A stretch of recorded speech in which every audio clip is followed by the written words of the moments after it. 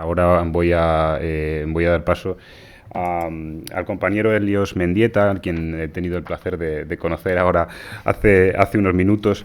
Él es profesor ayudante doctor aquí en la Universidad Complutense de Madrid, en la sección departamental de Literaturas Hispánicas y Bibliografía de esta facultad, de las Ciencias de la Información.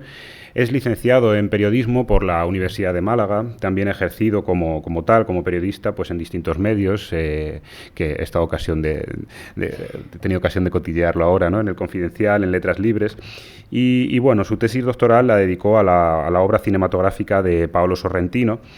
Y en esta ocasión pues, nos va a hablar de docuficción de investigación, imágenes que colisionan y dialogan en la literatura española contemporánea. Y ya pues le doy la palabra. Pues muchísimas gracias por la presentación y por este cotilleo previo, porque es verdad que con el cambio de última hora pues nos hemos dado cuenta de esa problemática, pero vaya, todo lo que has dicho más que de sobra, así que muchas gracias.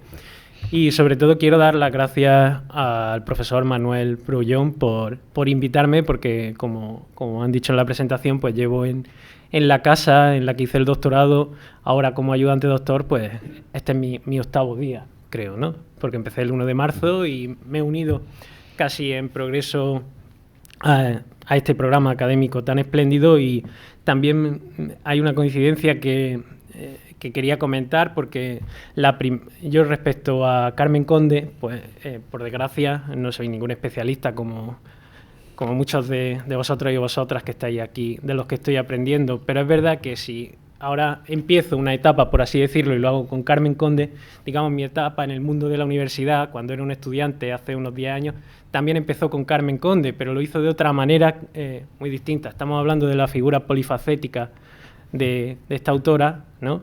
Vinculada con la radio, vinculada con los medios, vinculada, por supuesto, con la escritura, en sus muy diversas manifestaciones. Pues bueno, para mí Carmen Conde, en primer lugar, fue una calle, porque yo viví en Málaga, donde hice periodismo, en la calle Escritora Carmen Conde, ¿no?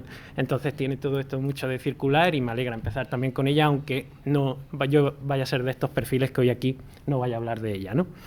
Bueno, yo voy a hablar de docuficción de investigación, como ha dicho el título. Ahora veremos qué es esto de la docuficción de investigación. Imágenes que colisionan y dialogan en la literatura española contemporánea. Esto forma parte de una investigación en marcha, en proceso, donde aquí simplemente he traído 3 ejemplos, por cuestiones del tiempo que tenemos, sobre todo, en la que estudio qué papel tienen precisamente las imágenes, ¿no?, en varios ejemplos de la literatura española contemporánea. Y nos vamos a ir a Martínez de Pisón, nos vamos a ir a Javier Cercas, y nos vamos a ir a Miguel Ángel Hernández, ¿no?, que son las 3 imágenes que aparecen aquí.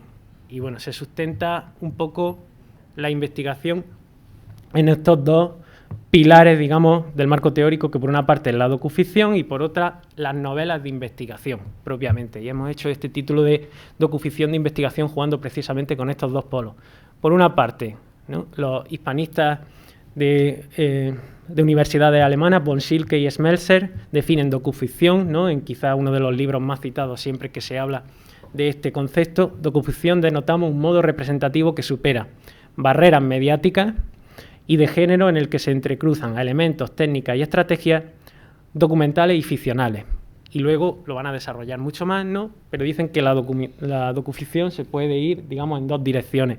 Por una parte, a través del acercamiento de un documento a una ficción, y a través del acercamiento de una ficción a un documento. Es decir, entendemos que ese juego, esa osmosis entre realidad y ficción va a estar en todas estas propuestas. Y por otra parte, y aquí habría que citar a un profesor de la Universidad de Valencia, un profesor querido, José Martínez Rubio, en el año 2015 él trabaja el concepto de novelas de investigación, o incluso más, novelas de investigación de escritor, puramente, que define en la página 11 de su libro como aquellas novelas, y esto es importante, ¿no?, la conceptualización también como novelas, porque estamos hablando de trabajos que van a ir más hacia la no ficción, ¿no?, novelas de no ficción, que emplean cierto procedimiento de investigación llevado a cabo por un escritor, el cual descubre una historia de manera fortuita y acaba narrándola tras recomponer con todas sus limitaciones la verdad de los acontecimientos. Vamos a empezar con Martínez de Pisón. Martínez de Pisón cumple precisamente en Enterrar a los muertos, una obra del año 2005, esa máxima que el profesor Martínez Rubio habla que tienen que tener estas novelas de investigación protagonizadas por escritores, ¿no? Escritores que muchas veces, en la mayoría de las ocasiones, van a ser ellos mismos, los propios autores, que se convierten también en narradores e incluso en protagonistas de las historias que se nos narran. Hay un hallazgo de un hecho del pasado, que en muchos de estos trabajos en el contexto español es un hecho referente a la guerra civil, pero no solo. Ese hallazgo supone en el protagonista, autor y narrador una curiosidad que hace que empiece a investigar y que se obsesione con ello, hasta generarse una investigación que es la que va dando cuenta de ello en las páginas, y la conclusión, una de las conclusiones a la que llega, es que esa verdad, la que iba buscando, al final es lo de menos. Es más importante el proceso de la investigación que va dando cuenta, los errores, los fracasos, la imposibilidad de encontrar esa verdad definitiva, que esa propia verdad, ¿no? Al final, la escritura, la novela, lo que tenemos es eso, el proceso de investigación, ¿no? Enterrar a los muertos lo que quiere es investigar, por una parte, sobre todo esto se va a desarrollar en el primer bloque, qué pasó con el republicano José Robles Pazos, ¿no?, durante la Guerra Civil.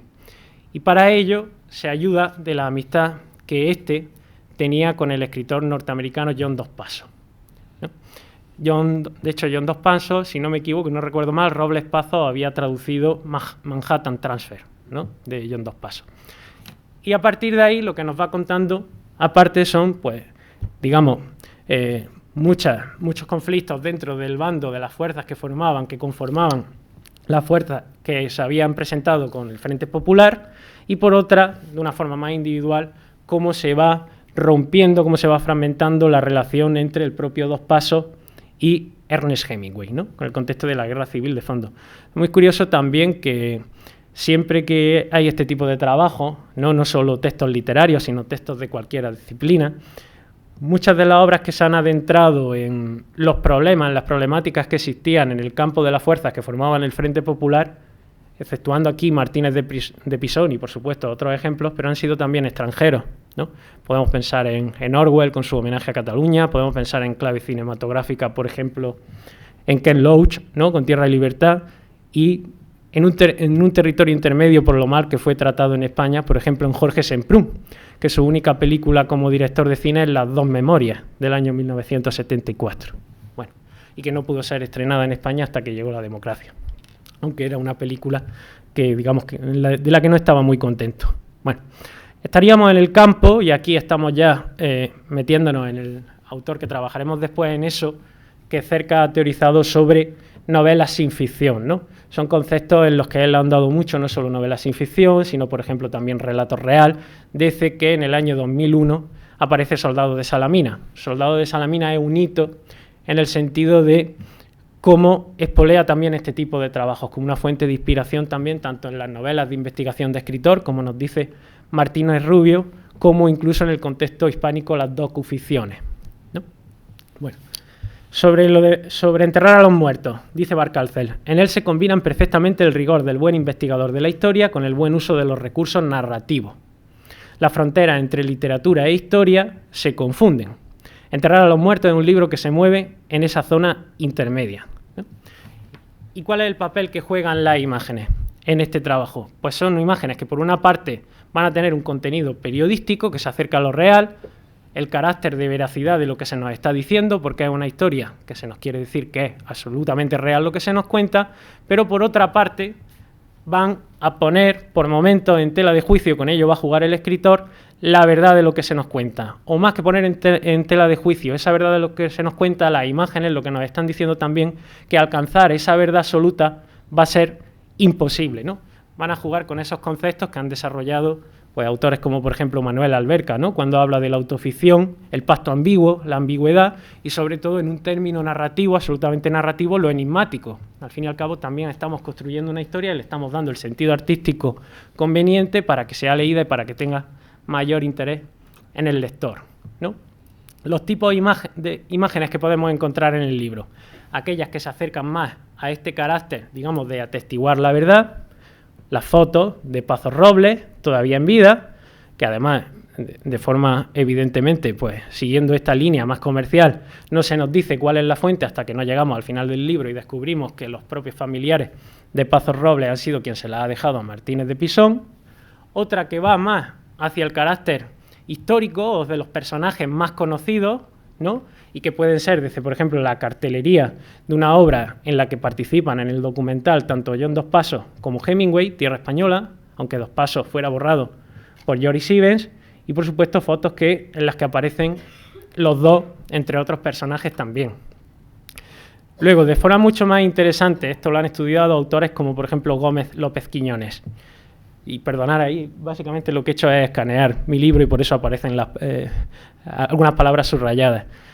En ese momento aparece un sujeto con el que nosotros no tenemos que estar familiarizados, ¿no? En la imagen C, y al mismo tiempo se nos está hablando de una cantidad de nombres ingentes, ¿no? Puede ser Orlov, puede ser Gorev, puede ser muchas personas, pero no se nos dice, no hay un pie de foto para indicarnos quién es ese señor, ¿no?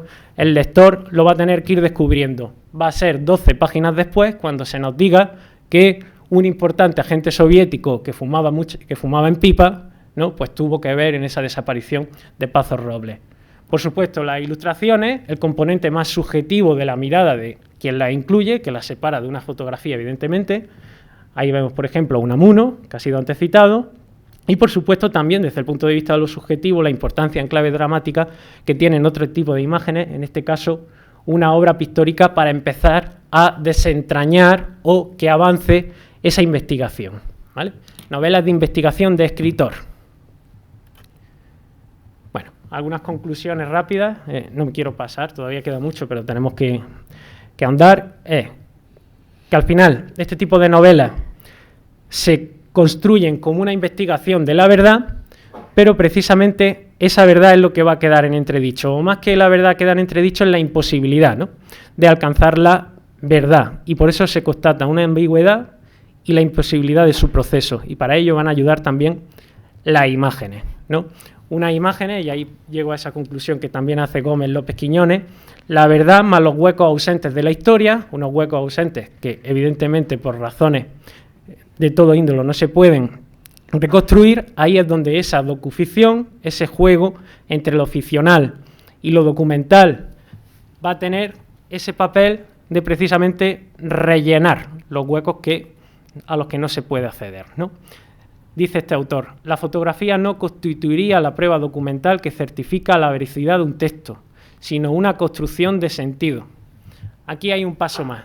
Tenemos que hacer una lectura del texto en sí, del texto escrito, pero las imágenes también nos pueden llevar por otro territorio. También ofrecen su propia lectura, que no va a ser, casi por así decirlo, digamos, complementaria o de apoyo del texto escrito, sino que van a ofrecer otra lectura totalmente diferente, ¿no? Y eso hace que las imágenes, pues también generen una especie de incertidumbre, inestabilidad en el propio lector. Como dice John Roberts en su ensayo, ¿no?, por ejemplo, la imagen en esta narrativa contemporánea no va a tranquilizar al espectador, no tiene esa función eminentemente única periodística, sino que va a hacerlo dialogar, va a colisionar también con el texto escrito, ¿no? Vamos con Cercas podríamos tirar, evidentemente desde Soldados de Salamina en adelante, porque las imágenes, bueno, hay un trabajo, creo ahí, bastante importante por hacer de cuál es el papel tan importante que tienen las imágenes en la narrativa cercasiana, ¿no? Pero podríamos estudiarlo tanto en Soldados de Salamina en 2001 como en El Impostor en 2014 o en su novela sobre el 23F, por ejemplo, Anatomía de un instante del año 2009. Aquí me voy también al Monarca de las Sombras por cómo en este caso dialoga desde el punto de vista de la guerra civil con enterrar a los muertos, ¿no? Aquí lo que hace Javier Cercas es investigar en esa novela de investigación de escritor, una novela sin ficción, utilizando su conceptualización, qué fue lo que pasó con un tío abuelo suyo, si no recuerdo mal, Manuel Mena. Ahí aparece incluido, de hecho, la placa con su nombre que todavía se conserva en su hibernando natal, ¿no?, en Cáceres, que fue una persona que se enroló al bando falangista y en 1938 pues falleció en la batalla del Ebro. Y entonces, para buena parte de la familia de Cercas, pues sigue siendo o ha sido durante mucho tiempo un héroe, ¿no? Entonces Javier Cercas se hace una pregunta sobre, primero, qué fue lo que pasó, y lo va reconstruyendo poco a poco con herramientas propias de la disciplina también de la historia, y quiere entender también por qué ese carácter heroico, ¿no? Entonces, claro, ¿cómo construye, por ejemplo, su novela, más allá de las imágenes? Por una parte va jugando con los capítulos. En una se convierte en un literato, en un escritor, es decir, alguien que se atreve a realizar conjeturas, y en otras se convierte en un historiador. Y ahí no hay más tutía, ahí se pone absolutamente, podríamos decir, objetivo, y ahí no se permite a él ninguna licencia. Juega con esas dos voces narrativas, y en ello las imágenes pues tienen también mucha importancia. Aquí he puesto, en este caso, 3 tipos de imágenes respecto a su función. Las que estarían dentro, la A, de esa función literaria. Aparece una imagen de este señor que citábamos, Manuel Mena, asesinado en 1938 en la batalla del Ebro, y aquí juega con una figura liminal en este tipo de novelas y en la docuficción, que es bastante interesante y que también estoy trabajando en otros lugares, que es la figura del fantasma, propiamente. No he entendido solo el fantasma dentro, digamos, de la literatura o de la creación no mimética, como podría ser, por ejemplo, el género fantástico, donde hay ejemplos a patadas, sino también dentro de la propia literatura mimética, ¿no? La literatura de memoria. Y en este caso Manuel Mena, incluso con la propia textura, ¿no?, que aparece de la imagen, que creo que se aprecia más o menos, va a ser ese fantasma cuya historia se atreve Cercas a construir al mismo tiempo de que es, por ese carácter fantasmagórico, una figura presente que todavía tiene su capacidad de influir en el presente, en el aquí y ahora, ¿no? Es, por así decirlo, el peso que sigue manteniendo el pasado hoy en día y que siempre defiende el propio Javier Cercas en su literatura, citando a Faulkner, ¿no? Cómo el pasado aún sigue, digamos, haciendo mella en el presente. Por supuesto, las imágenes que aquí sí atestiguan la verdad, no hay más tutía, aquí son documentos históricos y los incluye dentro de su libro. Aquí es el Cercas historiador. Y luego esa tercera parte, quizás más compleja, que sería la imagen C, ¿no? Aquí nos llevaría a las imágenes de Cercas, por una parte, como motivo de éfrasis directamente, ¿no? Las descripciones escritas que acaban formando imágenes, pero también todo eso que decíamos antes, el andamiaje estructural que hay detrás de toda la narrativa de Cercas. La importancia o el peso que tiene la imagen para construir su trabajo literario. Pensamos, por ejemplo, en Anatomía de un instante. Anatomía de un instante es una obra de 400, 500, 600, no lo sé, páginas sobre el 23F, o más concretamente sobre un solo instante del 23F, ¿no? Que es lo que pensaban 3 personajes en el momento justo cuando entra Tejero en el hemiciclo. Claro, y para ello juega con las imágenes grabadas que hay de ese momento, ¿no?